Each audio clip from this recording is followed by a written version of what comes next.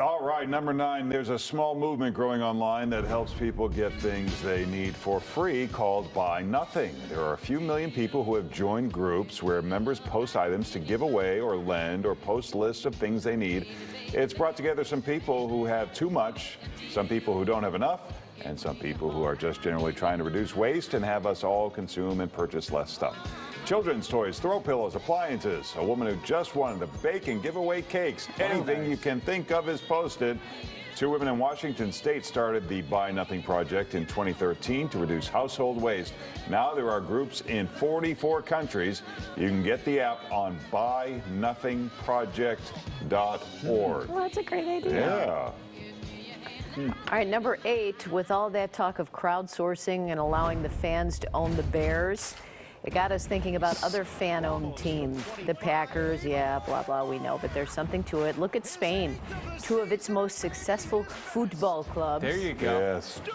Barcelona and Real Madrid, are 100% owned by fans. During the 90s and 2000s, the changes in ownership gave the teams a giant financial edge over their rivals in England and Italy.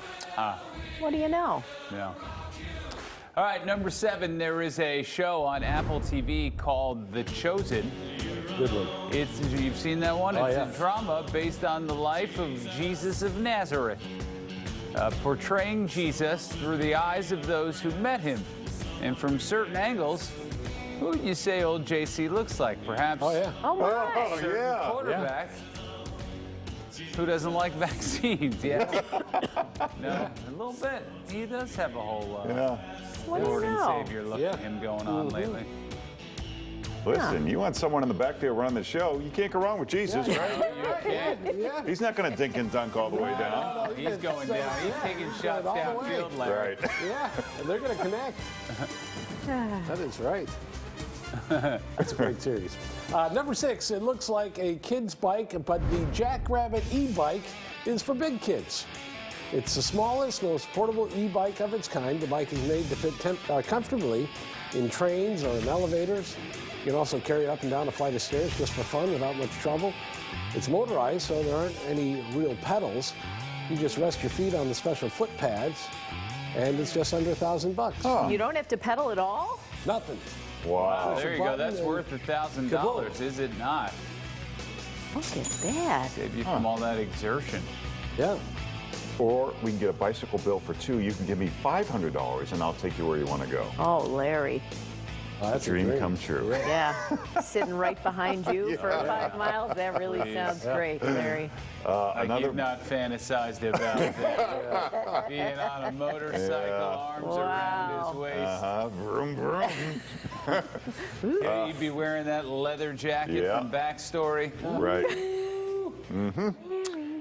Another bike in at number 5. A bike you ride on the water. Now we're talking. It's called the Hydrofoiler XE1. They say it uses the same technology as America's Cup sailboats.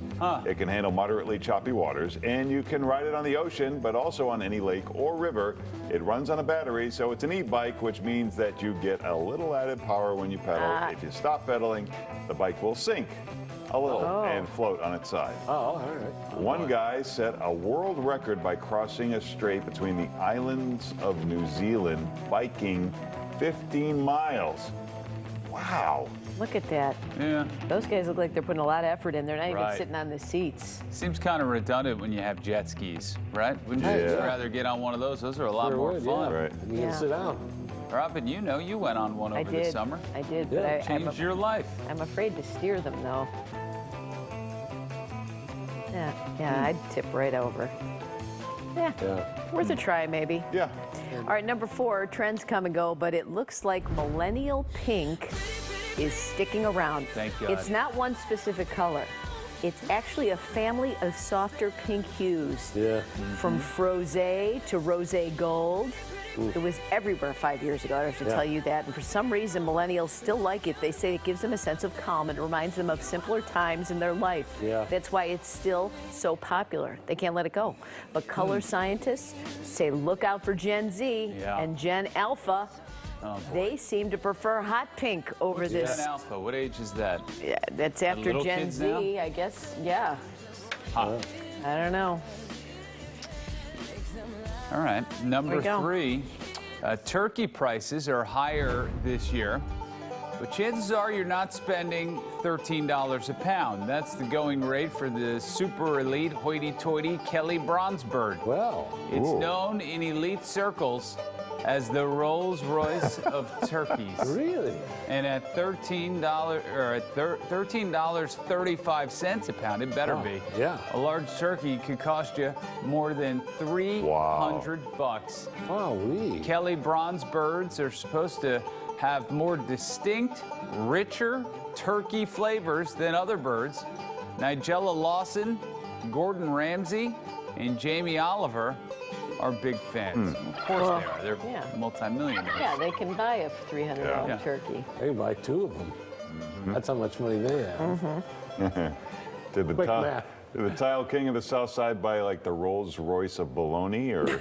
I wonder if that tastes any He was different. never a bologna guy. No. He liked the liver sausage Oh, Yeah, my we used kind of to have guy. that. and Oh, minced too. ham. Oh, What about head cheese? You like a good head No, cheese? no, not that I'm aware of. He used to fry minced ham and onions and eat that on a sandwich. Now It's like that's- lunch meat that you fry in the pan and then you do grilled That might onions. be and you the put- most That sounds great. 80s dad meal I could even conjure up. right. That's true. Yeah. All right, number 2. If Elon Musk thinks he's so fancy, why doesn't he make a wicker car? Back at the turn of last century, these cars were actually made out of wicker.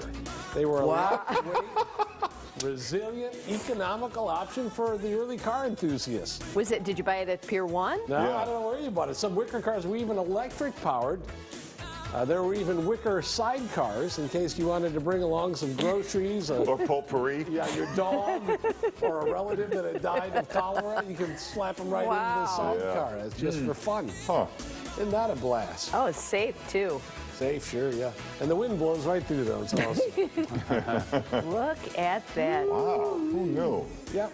Oh, number 1, in the 50s, there was a game show called I've Got a Secret, where a panel tried to determine a contestant's secret, maybe something that's unusual or amazing about that person.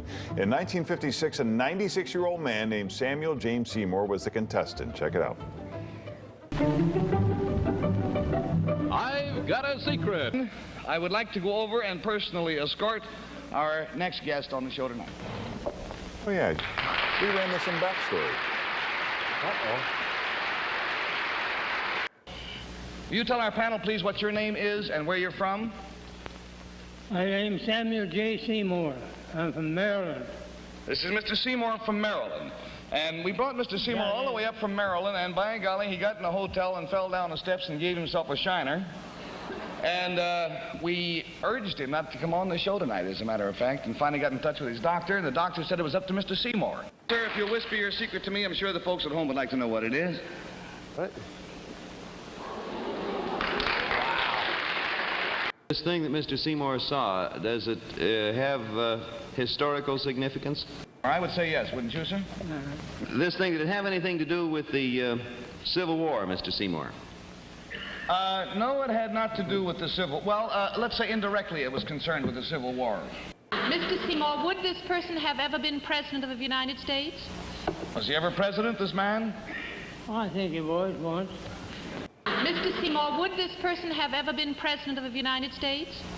Was he ever president, this man? I think he was once. Would it was. have been Abraham Lincoln? It was Abraham Lincoln, yes. Yes. Did Mr. Seymour witness the shooting of President Lincoln? Very odd that everybody claps. Yeah. Yeah. This youth, 5 years of age, when he saw Booth jump from the box to the stage, at which time he broke his leg, his only concern was not for the president, because he didn't realize that the president had been shot, but the poor man who fell out of the balcony. And that's all of his memory is of going to the theater and seeing a man fall out of the balcony. Sir, it's been a great joy and you might say an honor to have you. He by the passed way, away the like a only few days after living this. witness. You're kidding. What year was this? Did we say? We are certainly going to 56, forfeit the complete 1956. $80 Wow. He's 90 whatever. Your courage and But can you believe that? That's crazy. Unreal. That's the 9 at 9. Oh boy.